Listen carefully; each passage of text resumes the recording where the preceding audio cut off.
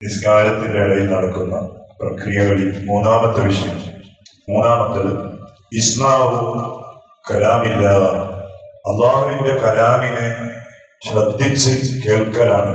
അതായത് ഞാൻ നിങ്ങളോട് സംസാരിക്കുന്നു, അപ്പൊ നിങ്ങൾ ആ സംസാരം ഒന്ന് ശ്രദ്ധിച്ച് കേട്ടാൽ നമുക്ക് വലിയ സന്തോഷമാണ്.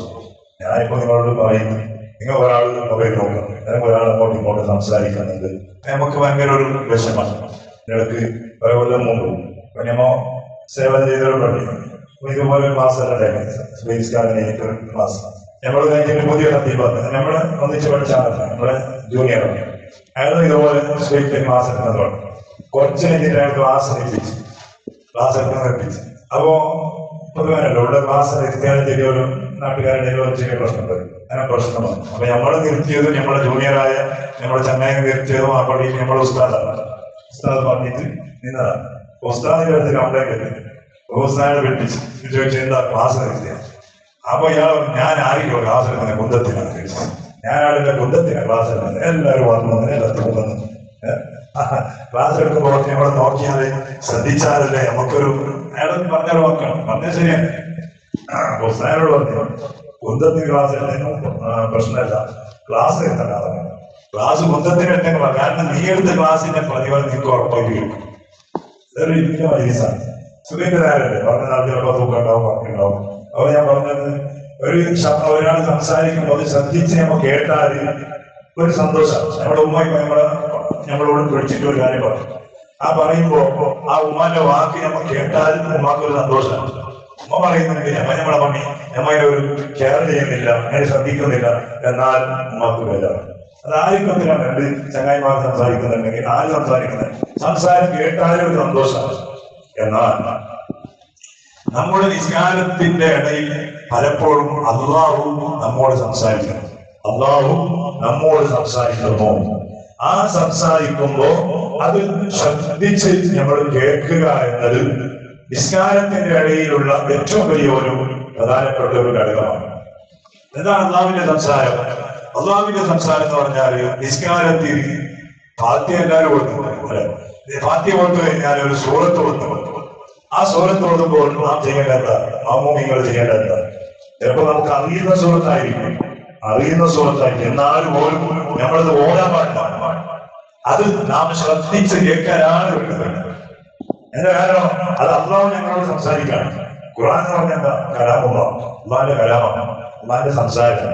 ആ അള്ളാഹുവിന്റെ സംസാരം നാം ശ്രദ്ധിച്ച് കേൾക്കുക എന്നത് നമ്മുടെ ഏറ്റവും വലിയ ഒരു നിസ്കാരത്തിന്റെ ഇടയിലുള്ള ഏറ്റവും വലിയ ഒരു പ്രധാനപ്പെട്ട കാര്യമാണ്.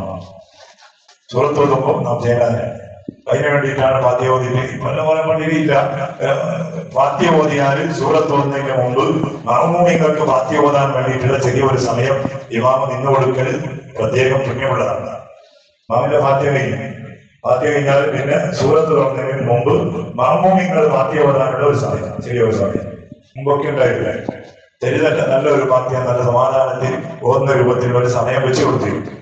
എന്ത് പിന്നെ സൂറത്ത് ഓതുമ്പോ മഅ്മൂമിങ്ങൾ അത് ശ്രദ്ധിച്ച് കേൾക്കാനാണ്. മഅ്മൂമിങ്ങൾ അതിങ്ങനെ ശ്രദ്ധിച്ച് കേൾക്കണം. അപ്പൊ ഇത് നമുക്ക് പള്ളിയിൽ മാത്രമല്ല നമ്മുടെ വീടുകളിൽ, വീട് എന്ന് പറഞ്ഞാൽ എല്ലാ വീടുകളിലും നിസ്കരിക്കാനുള്ള ഒരു മുറി ഉണ്ടാക്കിയിട്ടുണ്ടാവും. നിസ്കാരം മുറി പ്രത്യേകം സംവിധാനങ്ങൾ. പക്ഷേ ആ നിസ്കാര മുറി നിസ്കരിക്കുന്നുണ്ട് പെണ്ണുങ്ങൾ ആണുങ്ങൾ ഒറ്റക്ക ജമാഅത്ത് എന്ന് പറഞ്ഞിട്ടില്ല. ജമാഅത്ത് പള്ളിയിൽ മാത്രമല്ല, നമുക്ക് വീട്ടിൽ വെച്ച് നിസ്കരിക്കുമ്പോഴും നമുക്ക് ജമാഅത്തായി നിസ്കരിക്കാം. നമ്മുടെ ഭാര്യയെ മമ്മുമാക്കിയിട്ട് ഭർത്താവിന് ഇമാമാക്കി നിസ്കരിക്കാം.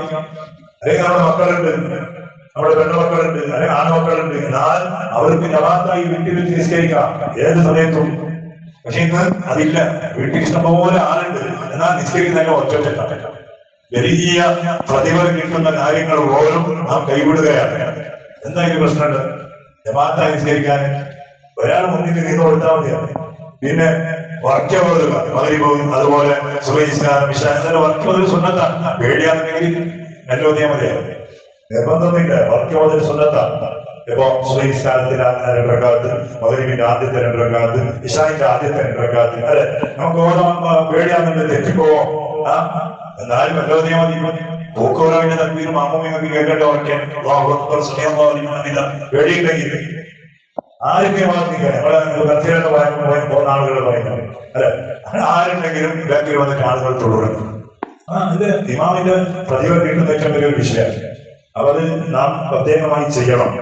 നമ്മുടെ വീടുകളിൽ വലിയൊരു വർക്കത്ത് കിട്ടാനുള്ള വലിയൊരു കാരണം കൂടിയാണ്. നമ്മുടെ ഉമ്മമാരോട്, നമ്മുടെ പെണ്ണുമക്കളോട്, നമ്മുടെ വീടുകളിൽ പള്ളിയിൽ വരാൻ പറ്റാത്ത ആളുകളോടൊക്കെ പറയാം, എന്താ നമ്മുടെ വീടുകളും വെറും നിസ്കാര വഴികൾ മാത്രം ഉണ്ടാക്കിയാൽ പോരാ, ആ വീടുകളിലും ജമാഅത്തിന്റെ സംവിധാനം ഉണ്ടാക്കാം.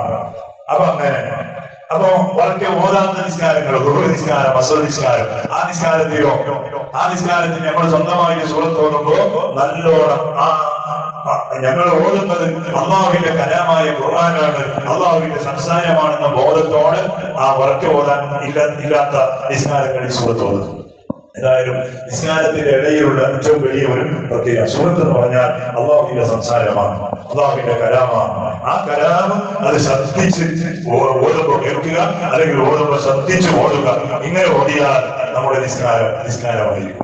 നമ്മുടെ നിസ്കാരം നല്ല ഖുശൂഉള്ള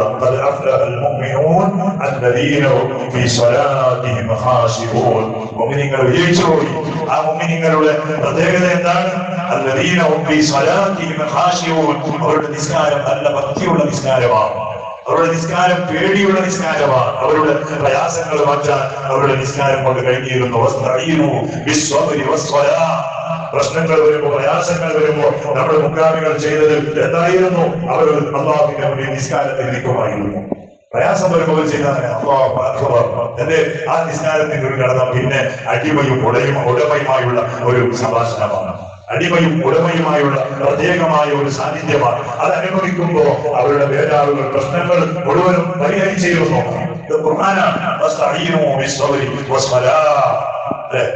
അപ്പൊ അതുണ്ടാകണമെങ്കിൽ എന്ത് വേണോ? ഈ ഒരു നല്ല നീയം നമ്മുടെ മനസ്സിലാണ്.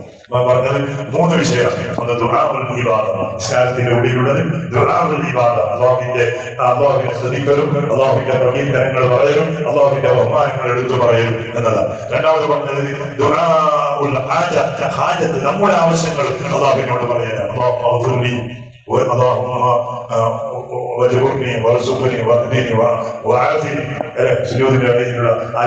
നമ്മുടെ ആവശ്യങ്ങൾ അല്ലാഹുവിനോട് ഇങ്ങനെ എടുത്തു പറയുക. മൂന്നാമത് നിങ്ങൾ പറഞ്ഞത് അല്ലാഹുവിന്റെ കലാമിനെ ശ്രദ്ധിച്ചു കേൾക്കാനാണ്. അല്ലാഹു ഞങ്ങളോട് സംസാരിക്കുന്നുണ്ട്. ഞങ്ങൾ ആ സംസാരത്തിന്റെ ഇടയിൽ എന്തെല്ലാം തോന്നിവാസങ്ങൾ, എന്തെല്ലാം ഓർമ്മകൾ, എന്തെല്ലാം ചിന്തകൾ നമ്മുടെ മനസ്സിന്റെ ഉള്ളിൽ ഉണ്ടായാൽ ചിലപ്പോൾ അല്ലാഹു എടുത്തു പോകും. ഏതുപോലെ ഞങ്ങൾ സംസാരിക്കുമ്പോൾ നമ്മുടെ സംസാരം ഒരാൾ ശ്രദ്ധിക്കാതെ നടന്നാൽ, ഞങ്ങൾ പറയുന്നുണ്ട് അയാൾ ഇങ്ങനെ മൊബൈൽ നോക്കുന്നുണ്ട്, നമ്മൾ പറയുന്നുണ്ട് അയാൾ മറ്റൊരു ഭാഗത്തേക്ക് മുഖം തിരിക്കുമ്പോൾ ഞങ്ങൾക്ക് വിഷമമുണ്ടാകുന്നത് പോലെ അല്ലാഹുവും ഞങ്ങളോട് ബേജാറാവുന്നതാണ്. അത് ശ്രദ്ധിക്കാം. ഇതാണ് മൂന്നാമത്തെ വിഷയം. 2 വിഷയമുണ്ട്, സമാധാനത്തിൽ പറയാം. അല്ലാഹു നമുക്ക് തൗഫീഖ് നൽകട്ടെ. നമ്മുടെ നിസ്കാരങ്ങൾ മുഴുവനും അല്ലാഹു പറഞ്ഞതുപോലെ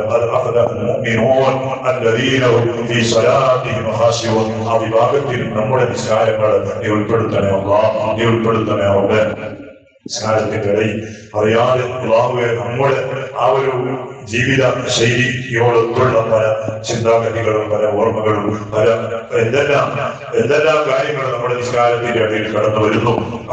നിന്റെ റഹ്മത്തുകൊണ്ട് പാവപ്പെട്ട ഞങ്ങൾ ചെയ്ത ഇബാദത്തുകളെ നീ കബൂലാക്കി എന്തെല്ലാം ഓർമ്മകൾ വരുന്ന ആ ഒരു തെറ്റിദ്ധാരണകളും തെറ്റുകളും മുഴുവനും നിന്റെ റഹ്മത്തോട് ഞങ്ങൾക്ക് നീ പൊരുത്തു തരണേ അല്ലാഹ്, നീ പൊരുത്തു തരണേ. അവിടെ മരിക്കുന്നത് വരെ അല്ലാഹ് ഞങ്ങൾക്ക് നിസ്കരിക്കണം നല്ല ആരോഗ്യത്തോടെ, ആഫിയത്തോടെ. അല്ലാഹുവേ നിന്നുള്ള എല്ലാ രൂപത്തിലുള്ള തൗഫീഖും നമ്മുടെ മുന്നിൽ നീ ഒരുക്കി തരണേ റഹ്മാനെ. അല്ലാഹുവേ ഒരിക്കലും പേടിക്കപ്പെടുന്ന രോഗങ്ങൾ തന്നെ ഞങ്ങളെ നീ മൂലക്കാക്കി കളയല്ല അല്ലാഹ്. പെട്ടെന്ന് നമ്മുടെ ശരീരത്തിന്റെ ഒരു ഭാഗത്തിന്റെ ആ ഒരു ശക്തി ഊരിയെടുത്ത് ഞങ്ങൾക്ക് നീ തളർച്ച തരണ്ടേ ഉണ്ട്, നീ തരണ്ടേ അല്ലാഹ്. ഇത്തരത്തിൽ ആളുകൾ പള്ളിയിൽ നിരന്തരമായി വന്നവർ, ജമാഅത്തിൽ പങ്കെടുത്തവർ ഇന്ന് നടക്കാൻ കഴിയാതെ, എണിക്കാൻ കഴിയാതെ കിടന്ന കിടപ്പിൽ തന്നെ കിടക്കുന്നു അല്ലാഹ്. പടച്ചോനെ അതുപോലെ ഞങ്ങളെ നീ പരീക്ഷിക്കല്ലേ അവർക്ക്.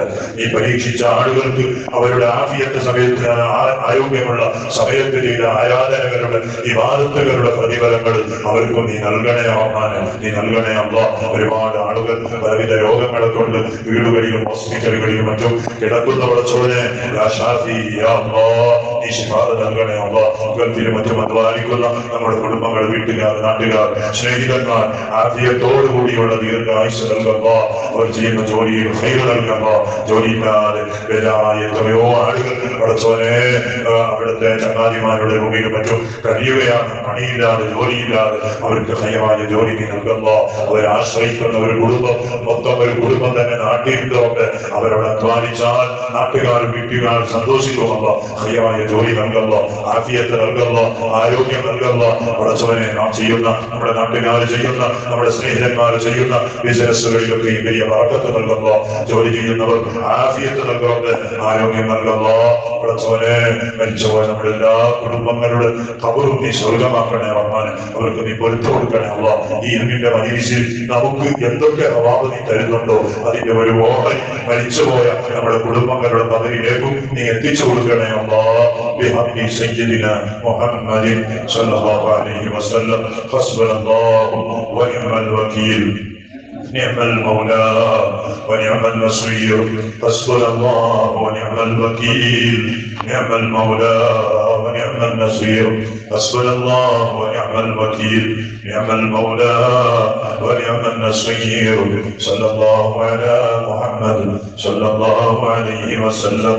صلى الله على محمد صلى الله عليه وسلم. صلى الله على محمد صلى الله عليه وسلم.